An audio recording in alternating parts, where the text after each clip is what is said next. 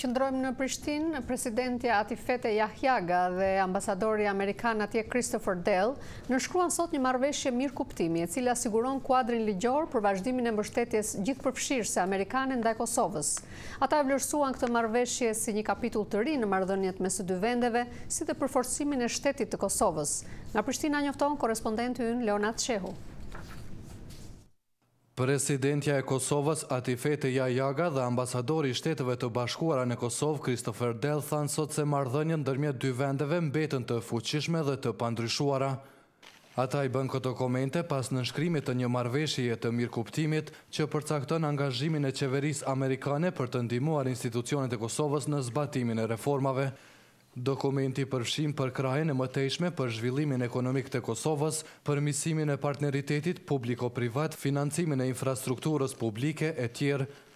Presidentja e Kosovës Atifete Jahjaga tha se ky është shembulli i një partneriteti të mirëfillt që bazohet në vlerat e demokracisë amerikane. Vendi dhe populli i Kosovës është të jetë gjithmonë falenderues për ndihmën që populli amerikan e dha për lirinë dhe pavarësinë e Republikës së Kosovës, për ndihmën e vazhdueshme në të gjitha lëmit në avancimin e proceseve demokratike dhe forcimin e institucioneve.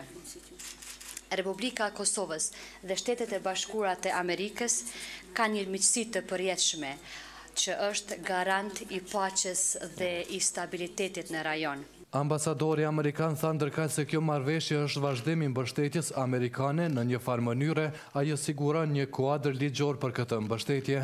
Deri tash Shtetet e Bashkuara ofronin këtë mbështetje nëpërmjet një marrëveshje me misionin e Kombeve të Bashkuara, ndërsa marrëveshja sotme është një kuadër ligjor ndërmjet qeverisë së Shteteve të Bashkuara dhe qeverisë së Republikës së Kosovës. In other words, this represents another step forward in the consolidation. Me fjalë të tjera, kjo paraqet një hap përpara në konsolidimin e shtetit dhe institucioneve të Republikës së Pavarur të Kosovës. So yes, while this agreement is in fact a continuation, I think it also Ndonse kjo marrëveshje është një vazhdimsi, ajo shënon edhe fillimin e një kapitulli të ri të marrëdhënieve ndërmjet qeverive, tha ambasadori Dell. Mbështetja e përfshirë në marrëveshjen e sotme do të zbatohet në partneritet ndërmjet Agjencisë Amerikane për Zhvillim Ndërkombëtar dhe institucioneve të Kosovës.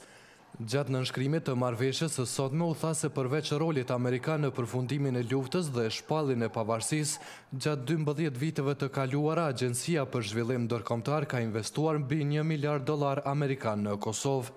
Për Zërin e Amerikës, Leonat Shehu, Prishtinë.